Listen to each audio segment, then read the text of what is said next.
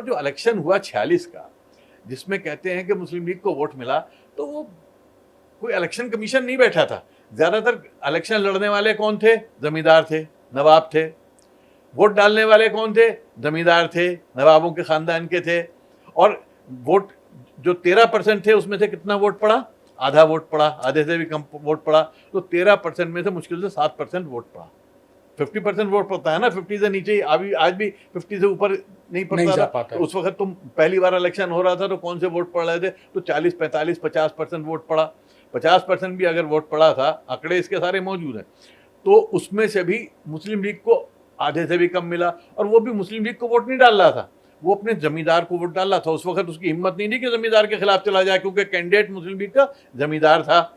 और election commission उस वक्त तो होता नहीं था, ठप्पा लगता था गांव के अंदर। तो गांव में जो ठप्पा लगा, तो लेकिन जो 90% मुसलमान था, जो बुनकर था, जो गरीब था, वो महात्मा गांधी का, पंडित नेहरू का, मौलाना आज़ाद का, देवबंद का सपोर्टर था, मौलाना हुसैन मदनी का सपोर्टर था। लेकिन उसकी इसलिए नहीं चली कि अंग्रेज़ चाहता था। अंग्रेज़ ने मुस्लिम लीग को आगे किया, जिन्ना को आगे किया, और उनकी मदद से ही ये जो है वोट बना। और ये इलेक्शन भी उन्होंने अपनी मर्जी से मैनिपुलेट किए। आज भी मैनिपुलेट होता है, चोरी आज भी होती है, लेकिन उस वक्त तो टोटल चोरी हो रही थी वोट की। तो वोट की चोरी हुई बड़े पैमाने पे। इसलिए ये कहना कि तो इसलिए मैं आपसे कहना चाहता हूं कि बड़ी लोगों को गलतफहमी है। मुसलमानों का बहुमत जो था वो पाकिस्तान के और जिन्ना के खिलाफ था, लेकिन मजबूरी ये थी कि उसके पास वोट डालने का अधिकार नहीं था। क्या शाहिद साहब, नेहरू, गांधी अंग्रेजों के सामने कमजोर हो गए वोट की इस राजनीति में, जिन्ना जीत गए? ये सब माफ करें, ये व्हाट्सएप यूनिवर्सिटी की बातें हैं। थोड़ा सा इतिहास पढ़ना चाहिए, क्योंकि मैं तो दिल्ली यूनिवर्सिटी में मैंने भारतीय राष्ट्रीय आंदोलन को पढ़ाया 20 बरस, और मैं उसका एक्सपर्ट रहा हूँ। मैं आपको बता दूं कि सबसे पहले तो वीर सावरकर ने समर्थन किया था टू नेशन थ्योरी का, कि दोनों हिंदू और मुसलमान एक साथ नहीं रह सकते, अलग अलग होने चाहिए।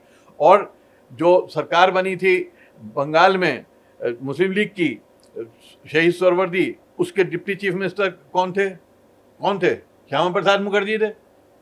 और बड़े पैमाने में कांग्रेस के अंदर भी लोगों का मानना यह था कि भाई साहब, और बीजेपी और हिंदू महासभा का भी मानना यह था कि हम हिंदू मुसलमान साथ नहीं रह सकते, दो अलग अलग कौमें हैं।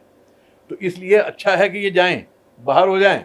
तो जिन्ना पे, इसका महात्मा गांधी पे या नेहरू पे जिम्मेवारी डालना, मैं समझता हूं कि बिल्कुल गलत है, झूठ है, फरेब है। तो उस पे इतिहास को कायदे से पढ़ने की ज़रूरत है। ये कोई उन्होंने नहीं बनाया। लेकिन अगर अंग्रेज नहीं, देखिए, कोई मुस्लिम लीग के लिए बड़ा आंदोलन नहीं चला। जिन्ना एक दिन के लिए जेल नहीं गए, मुस्लिम लीग का कोई लीडर जेल नहीं गया, कोई कुर्बानी नहीं दी, वो सरकार में बैठे थे।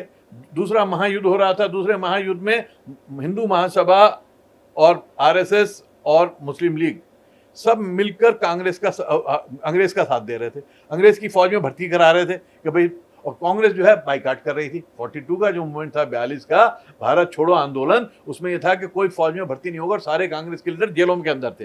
जेलों के बाहर कौन था?